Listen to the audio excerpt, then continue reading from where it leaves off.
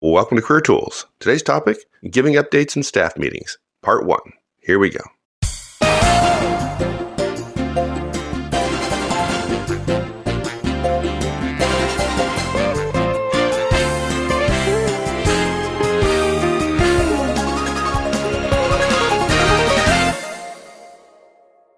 Of course, it's a Career Tools cast, but on Manager Tools, we recommend that every manager have a weekly staff meeting, right? That one-on-ones and staff meetings are the two meetings that we recommend that every manager has. And the staff meeting, it's part of socializing a team, right? In these meetings, each direct gets 10 minutes to brief the rest of the team on what they have going on. And that does a lot in terms of socializing for the team. Yeah, and look, it's more than that. It's not just socializing. That is part of it. Yeah. But often managers and other folks on the team, they discount that, right? I mean, they don't recognize that is an important function. Not the only function, and maybe not even the most important one, but an important function of staff meetings. You're absolutely right. And I think managers, we get so many questions about, oh, good, if I do one-on-ones, then I don't need to do a staff meeting. And no, first of all, that presupposes that at the staff meeting you've been doing now, you think you're building relationships, and you're not. You don't build relationships in groups. You just don't. Relationships are between two individuals. And so one-on-ones are designed to build relationships because work comes from individuals and relationships help work output, productivity. But the team meeting is about the team, and it's also primarily about communication. Rather than me, if I'm the manager, and you, if you're a direct, rather than us telling everybody one time, and so having to say it 10 times, the ability to communicate to a group saves everybody a bunch of time. And like it or not, there are so many managers who also say to us, well, all of my people do different stuff. So therefore, they don't really work together. So therefore, we don't need to talk. I'd say, nah, right? And what's funny is the other group goes, oh, all my people do the same thing. So really, all we're doing is adding up everybody's productivity. So we don't really need to talk. I'm like, gee, which is it? What I hear when I hear two managers coming to me saying that is both of those managers share a common interest in not talking to their directs. And then they make up a reason for it, which is about how the work is being done or what kind of work is being done. But look, folks, if you don't want to talk to your directs, then you probably aren't going to be a great manager. You probably aren't even going to be a good manager because relationships and communication are two of the cores of what will make you very good or great. And so a staff meeting, a one hour or a 90-minute staff meeting is absolutely essential to the normal functioning of a team. Yeah. Okay. So that's important from a manager's perspective. But what if you're not a manager? What if you're a direct? What then? How should we be thinking about staff meetings in that case? Yeah, I think it's a good question. I mean, speaking in meetings, being able to be a good presenter. You and I have talked before about how we're embarrassed about the presentations we see, frankly. Speaking in meetings is a key part of demonstrating your strengths of being a professional.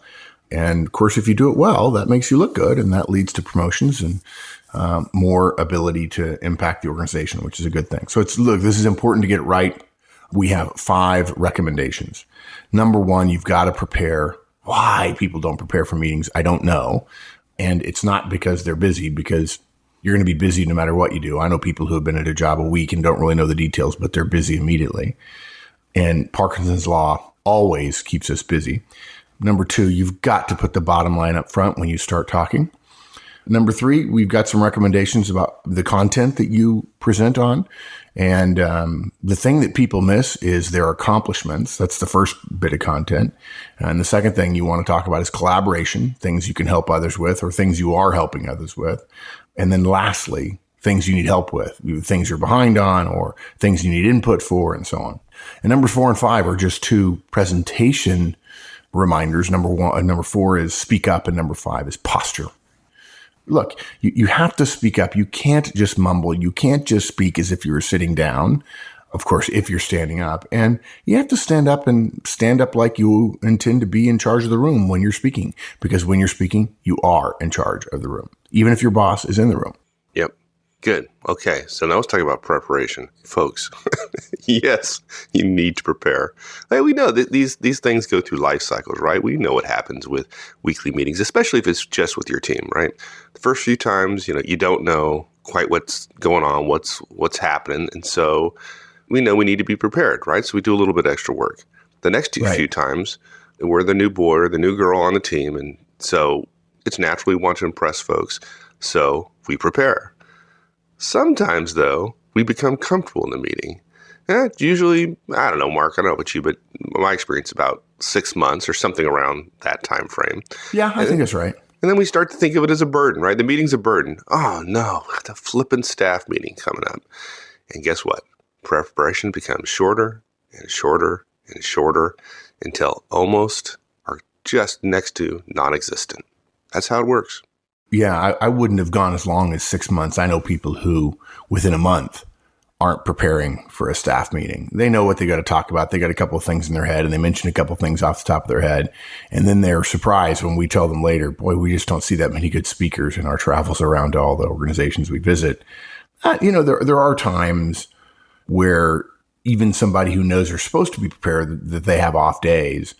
But look, the people who are effective, the folks that others think of as a professional, who sound good, who present well, are prepared. Okay. The people you admire and the people that get ahead never stop trying, never stops putting the extra 5, 10, 15 minutes into meeting preparation. This goes right along with our recommendation in the cast about pre-wires, right? We gave guidance that when you see a slam dunk presentation, it is because the work was done before, and everybody in that meeting who's being presented to has already heard all the ideas, already had a chance to vet them and to give their input. And essentially everybody has chopped to it and said it's okay. And so therefore it's a done deal. When the presentation happens is almost the aftermath of the decision. It's a visual decision when everybody goes, yeah, I'm for this. But in fact, it's already done well in advance. And that's the kind of preparation that makes for effective management and leadership. We're not suggesting that every single meeting requires pre-wires all the time.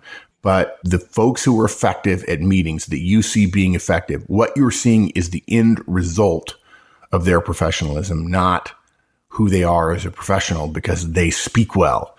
Speaking well takes time to get ready.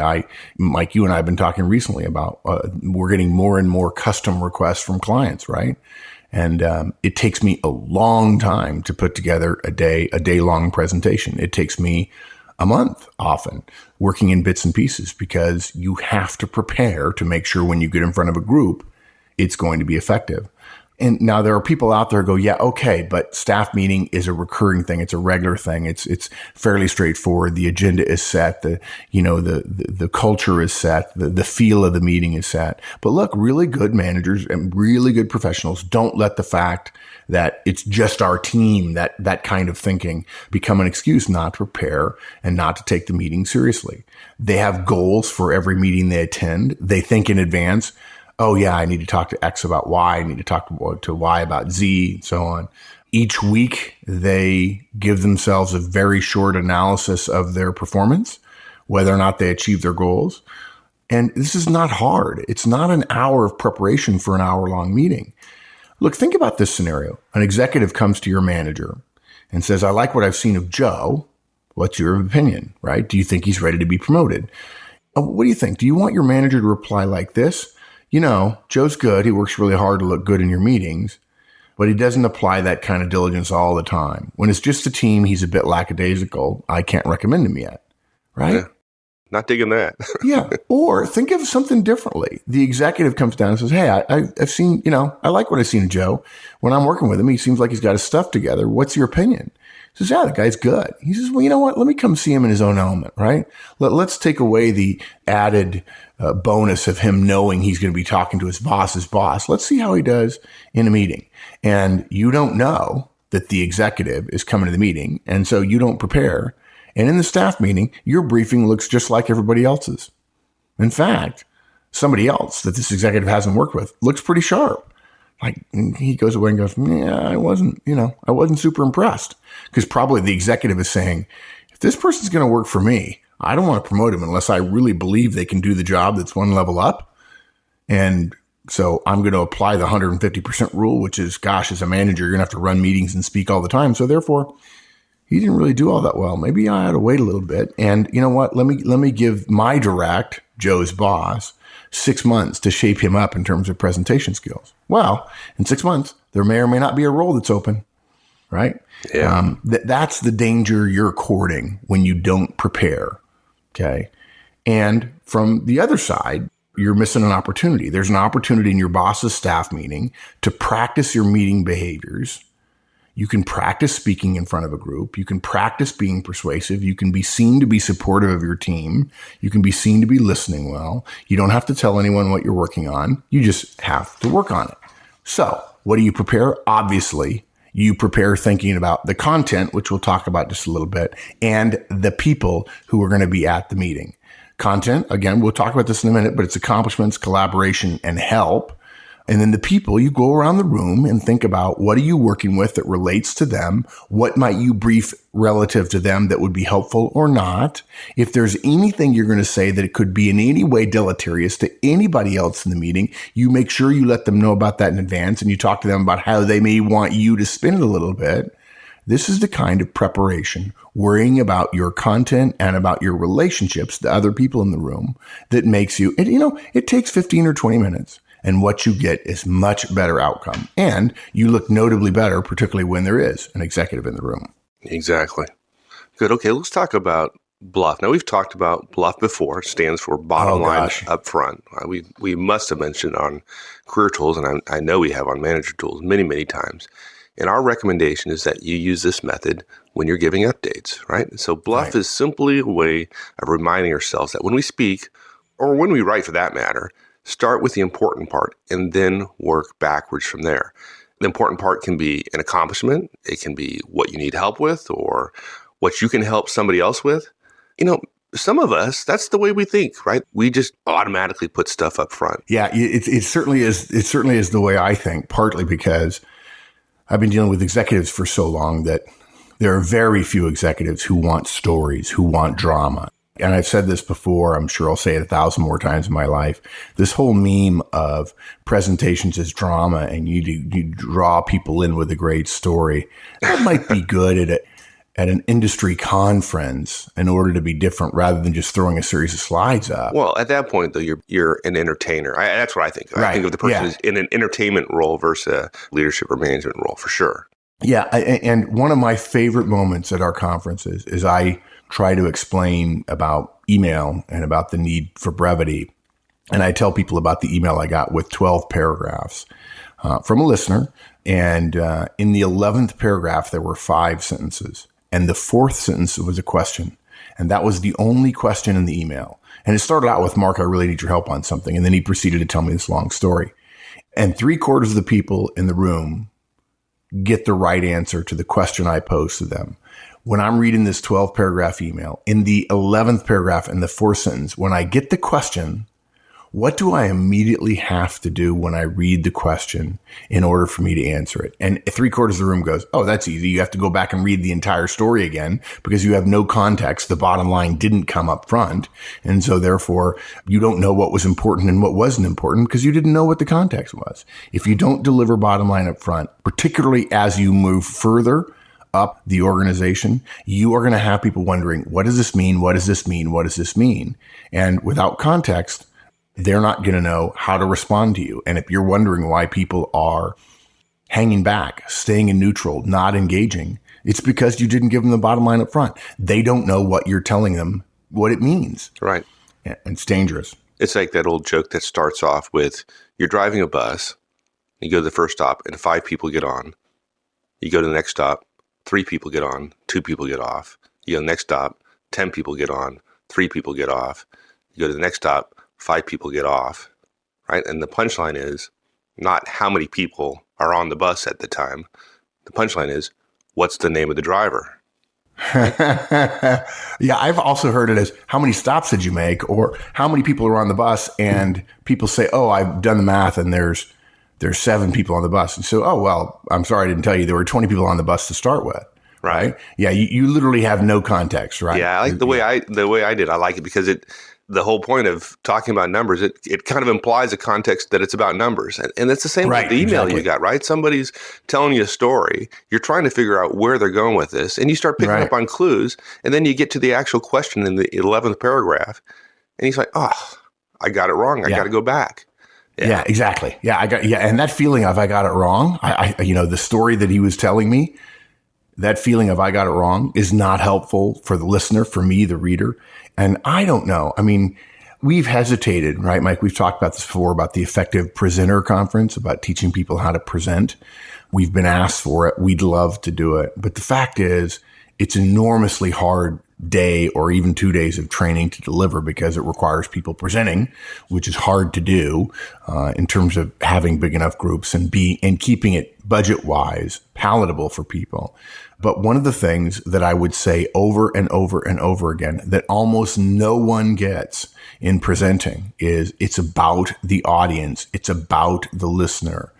Mastering your content is not important if when you deliver it and you're a total master of it, you can answer questions 7 ways to Sundays. You're mastering your content is something that people can teach you. And so they do teach you that when in fact, the gold standard, the platinum standard, the perfection standard of presenting is the audience, the audience, the audience. And to your point, right? If the audience is thinking it's about one thing and then you turn on them and say it's about something else, they get irritated and they become distant from you and they can't hear your next point. The problem with the strategy of presenting in a way that makes sense to you folks is you're not the audience. Okay. It's more difficult for the listener to hear a story, to listen to a timeline. It's easy for you to present it that way. In fact, if you read, I think it's Richard Saul Wurman in Information Anxiety, he lists the 5 ways that you can organize something in humankind. And of course, one of them is by time, right? But it's more difficult for the listener. And I know I've said it before. I used to think it was Peter Drucker that actually said it, but I discovered that somehow I turned his words around. And so I've actually said communication is what the listener does.